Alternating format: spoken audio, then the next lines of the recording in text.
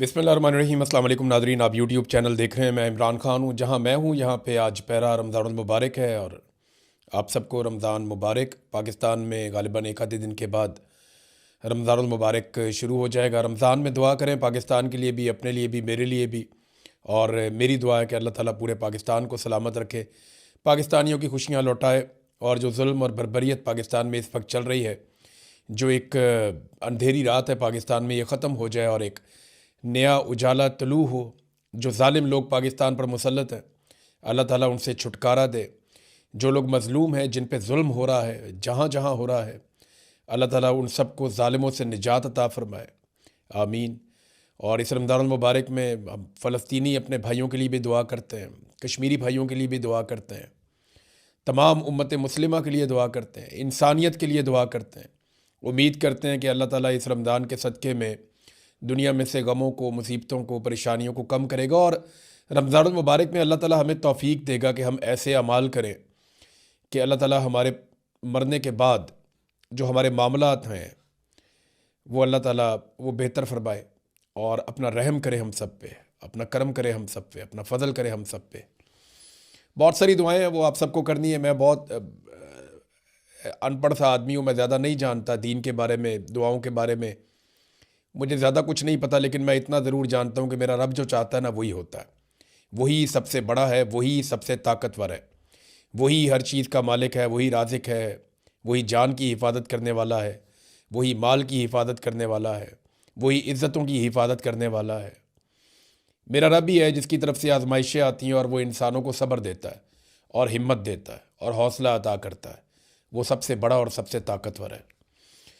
नाज़रीन, अपना रूटीन का जो काम है उसको शुरू करते हैं। इमरान खान साहब का जेल से एक पैगाम आया। इमरान खान साहब की बहनों ने एक प्रेस कॉन्फ्रेंस की है और ये प्रेस कॉन्फ्रेंस मैंने आपको एक दिन पहले बताया था कि वो बनी गाला में प्रेस कॉन्फ्रेंस होगी, वहीं जाकर उन्होंने प्रेस कॉन्फ्रेंस की। पहले उन्होंने कोशिश की कि वो अडियाला जेल के बाहर जाए, वही वो बात करते, लेकिन फिर अडियाला जेल उनको जाने नहीं दिया गया। इस मरतबा उनकी गाड़ियों को दूर चक्री के पास रोक लिया गया।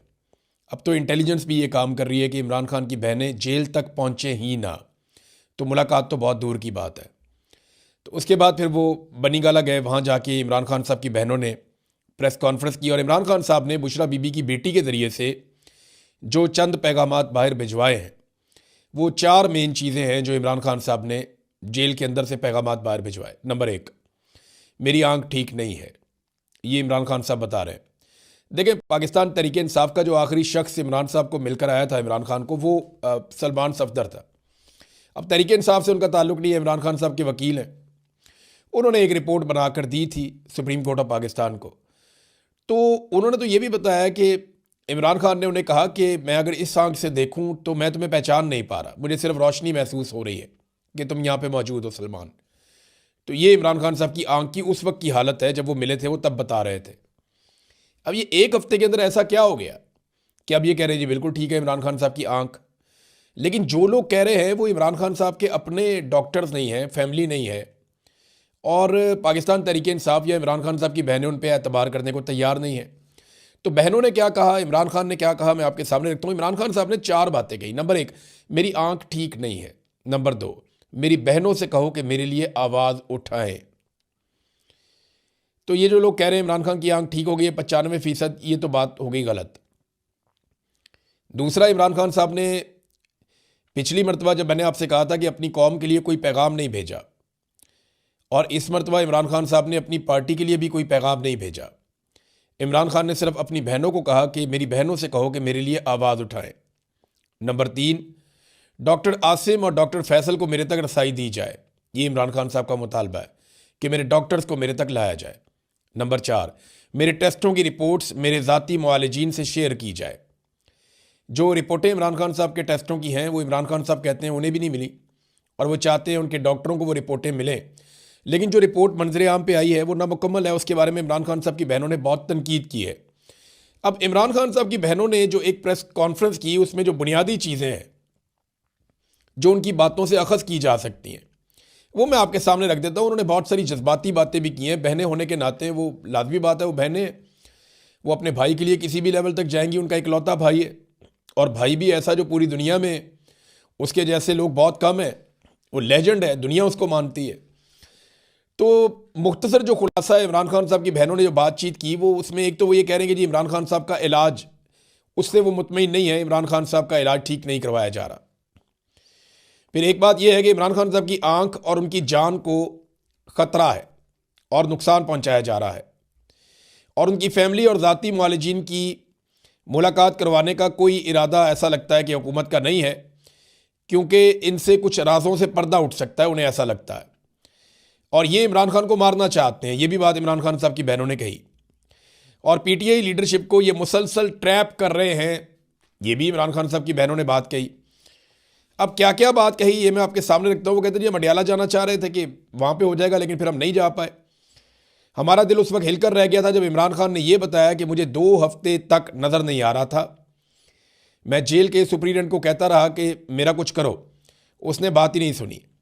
हमें बताया जाए जेल के सुप्रिटेंडेंट ने 2 हफ्ते तक इमरान खान साहब के बताने के बावजूद गौर क्यों नहीं किया।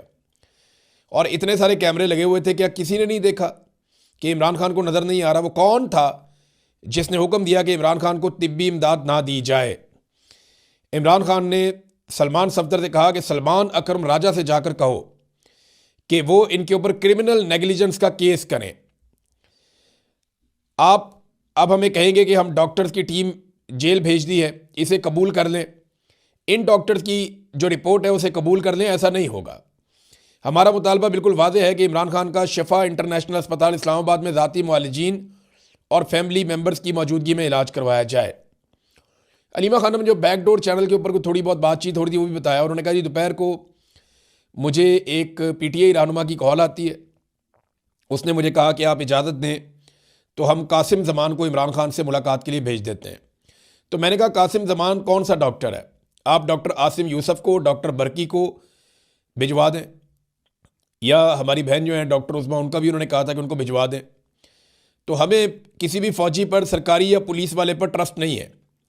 हमें कहा गया कि फिर डॉक्टर आसिम अकेले जाएंगे और कोई नहीं जाएगा। यानी ये वहाँ से आ गई थी बात हुकूमत की जानिब से कि डॉक्टर आसिम अकेले चले जाएंगे और कोई नहीं जाएगा, हम करके बात आपको बताते हैं। हमने कहा ठीक है, ये चले जाएंगे अकेले, लेकिन फिर कोई जवाब नहीं आया। ये जनाब डॉक्टर उस्मा साहिबा ने ये बात बताई है। 3 दिन पहले हमें बताया गया पार्टी की तरफ से कि मोहसिन नकवी ने श्रीलंका जाने से पहले हमें गारंटी दी है कि इमरान खान का इलाज शिफा इंटरनेशनल अस्पताल इस्लामाबाद में ही होगा। लेकिन बाद में हमें पता चला कि रावलपिंडी अल शिफा लेकर जा रहे हैं। हमने वादे बता दिया कि हमारी डिमांड शिफा इंटरनेशनल अस्पताल इस्लामाबाद है, रावलपिंडी नहीं। और इसके बाद राब्ते हमारे ख़त्म हो गए। इन्होंने हमारे साथ धोखा किया, इन्होंने ड्रामा किया।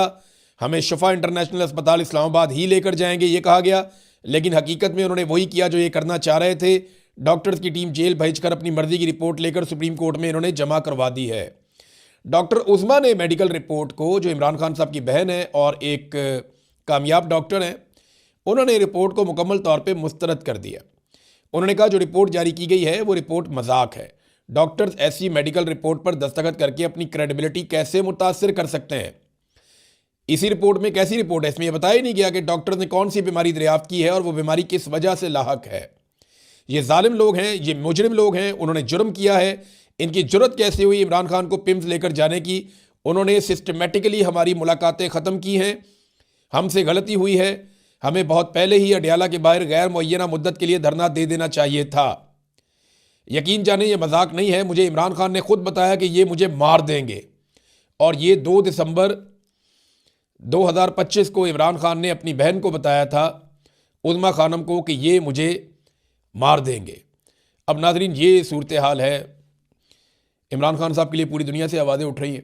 आलमी सतह पे भी 14 कप्तानों ने एक ख़त भी लिखा वज़ीर आज़म को। पाकिस्तान के 21 कप्तान गुजरे हैं जो अभी ज़िंदा हैं। पाकिस्तान क्रिकेट टीम के 21 ऐसे कैप्टन हैं साबिक जो अभी ज़िंदा हैं, उन्होंने तो कोई ख़त नहीं लिखा। और जो आलमी सतह पे कप्तानों ने ख़त लिखा उनमें भी पाकिस्तानी किसी कप्तान का सिग्नेचर नहीं है।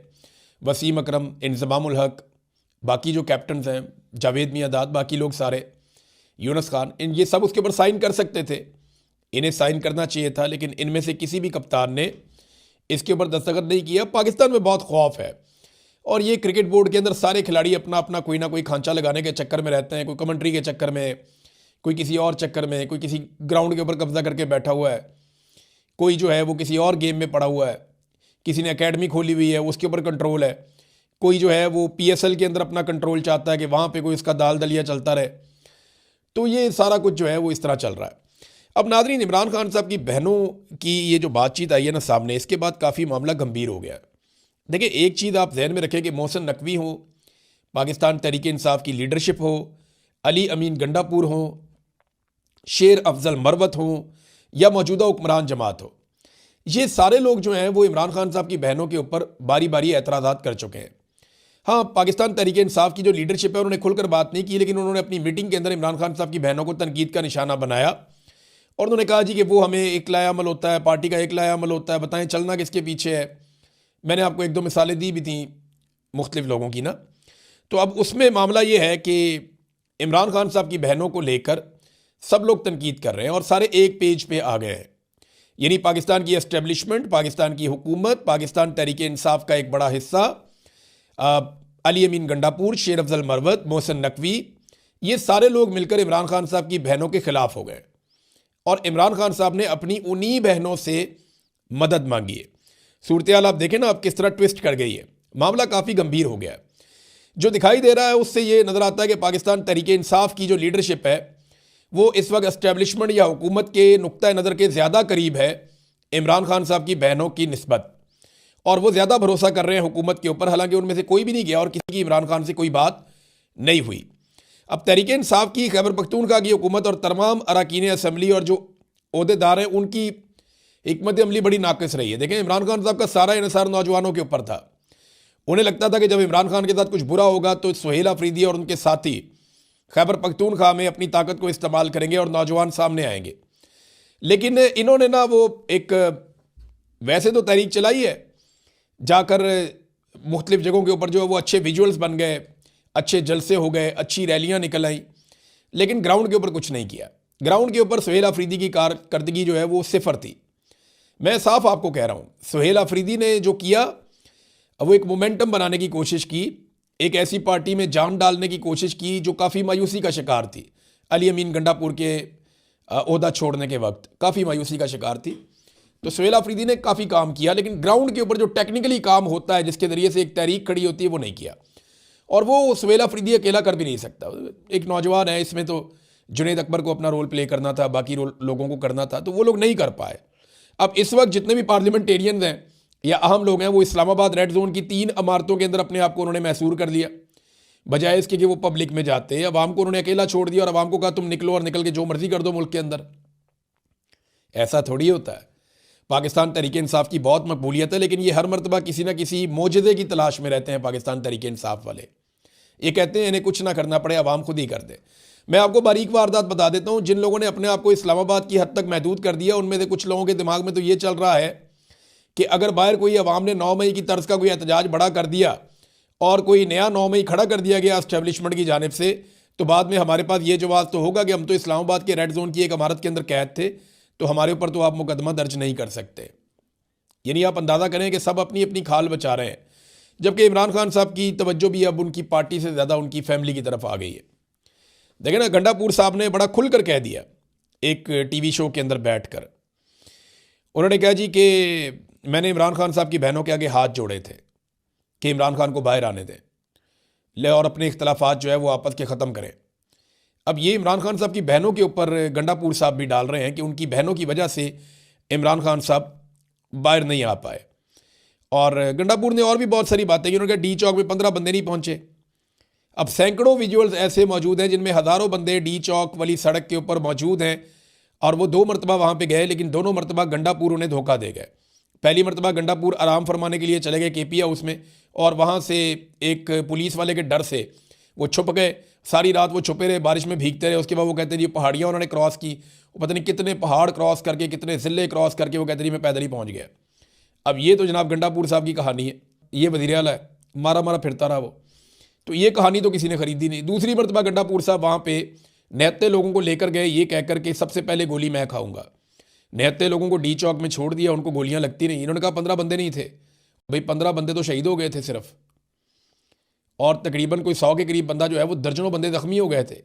बहुत सारे बंदे लापता हो गए थे। तो आप ये कैसे कह सकते हैं कि 15 बंदे भी नहीं थे? तो लोगों को लेकर गए गोली खाने के लिए कि सबसे पहले गोली मैं खाऊंगा, और गोली चली तो खुद ये वहाँ से निकल गए, वहाँ पे निहत्थे लोगों को छोड़ दिया, लोग वहाँ पे शहीद हो गए। तो ये तो गंडापुर साहब ने किया था। अब गंडापुर साहब भी इमरान खान साहब की बहनों को रुकावट करार दे दिया उन्होंने इमरान खान साहब की रिहाई के रास्ते में, और उन्होंने कहा कि मैंने बहनों के सामने हाथ जोड़कर कहा कि लीडर को बाहर आने दे, बल्कि यहाँ तक कह दिया कि अलीमा खान को पार्टी का चेयरमैन ही बना दे अब।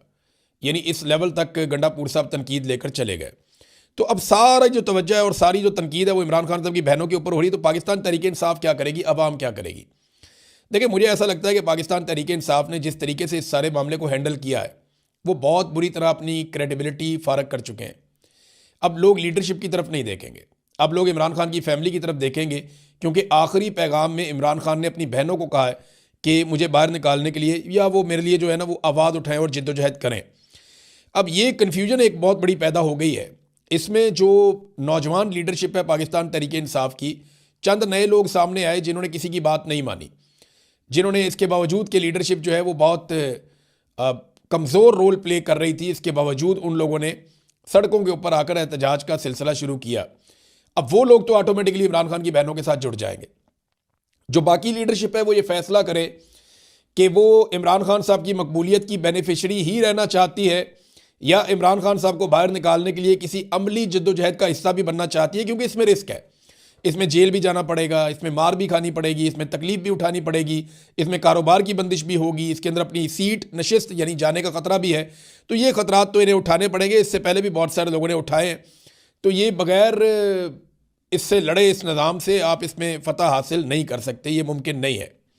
हुक्मरान कह रहे हैं कि इमरान खान साहब को अस्पताल नहीं लेकर जाएंगे, राना सनाउल्लाह ने इसका स्टेटमेंट भी दे दिया, लेकिन मैं आपको ये बता देता हूँ जिम्मेदारी के साथ कि नेक्स्ट इंजेक्शन लगाने के लिए इमरान खान को अस्पताल तो ले जाना पड़ेगा। देखिए, इमरान खान साहब की बहनें यहाँ तक कह रही हैं कि उसको ऐसा क्या दिया गया और हमसे क्या छुपाया जा रहा है, ये क्यों हमें नहीं मिलने दे रहे या किसी डॉक्टर को नहीं मिलने दे रहे, ये क्यों हमें इमरान खान साहब के टेस्ट नहीं करवाने दे रहे। ले जाना तो पड़ेगा इन्हें, क्योंकि दूसरा इंजेक्शन इमरान खान साहब की आंख में लगाना है। पहले इंजेक्शन के बाद एकदम इतनी बड़ी तब्दीली, ये भी कोई, दोनों रिपोर्टों में से एक रिपोर्ट गलत है। या तो पहले वाली जो पिम्स वाली रिपोर्ट गलत है, या दूसरी वाली जो ये रिपोर्ट इन्होंने अब बनाई है, यहाँ पे जो डॉक्टर्स गए थे, ये रिपोर्ट गलत है। इतना बड़ा फ़र्क तो पड़ ही नहीं सकता। जितने भी माहिरीन हैं वो सारे के सारे यही कह रहे हैं। और एक और खबर मैं आपको जाते जाते दे दूँ, ये खबरें भी अब इस्लामाबाद में मुख्तलिफ हलकों में फैल भी रही हैं और फैलाई भी जा रही हैं। बताया ये गया है कि अली अमीन गंडापुर के बारे में कुछ हल्के दावे कर रहे हैं और कुछ उनके बड़े करीबी लोग कि सुहेल अफरीदी अगर मुकम्मल तौर पे एस्टेब्लिशमेंट के कंट्रोल में ना आया और सुहेल अफरीदी अगर अच्छा बच्चा ना बना तो सुहेल अफरीदी को जल्द नाअहल करके इमरान खान साहब से मुलाकातों में मुकम्मल पाबंदी लगा दी जाएगी, और उस पाबंदी का फ़ायदा उठाते हुए पार्टी का एक इजलास होगा और उसमें अली अमीन गंडापुर को दोबारा से वज़ीर आला खैबर पख्तूनख्वा बना दिया जाएगा। इस किस्म की प्लानिंग पाकिस्तान की एस्टेब्लिशमेंट कर रही है।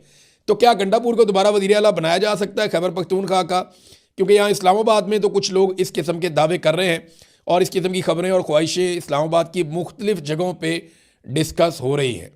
और फिर अगर अली अमीन गंडापुर को वज़ीर आला बना दिया और फिर उन्होंने इमरान खान साहब से मुलाकात कर ली या मुलाकातें खोल ली, तो वो जाकर यही बताएंगे ना कि खान साहब देखें वो हमारा वज़ीर आला ही कोई नहीं था, पार्टी ने मुतफ़िक़ा तौर पे फैसला किया और मुझे वज़ीर आला बनाया, मैं आपकी खिदमत में हाजिर हूँ, बड़ी मुश्किल से आपकी मुलाकातें खुलवाई हैं, तो फिर वो हीरो बन जाएगा। तो ये इस किस्म का एक खेल जो है वो तैयार किया जा रहा है। लेट्स सी क्या होता है। मैंने जो इन्फॉर्मेशन थी वो आपके साथ शेयर कर दी। अब तक के लिए इतना ही। अपना ख्याल रखिएगा, अपने इस चैनल का भी। अल्लाह हाफ़िज़।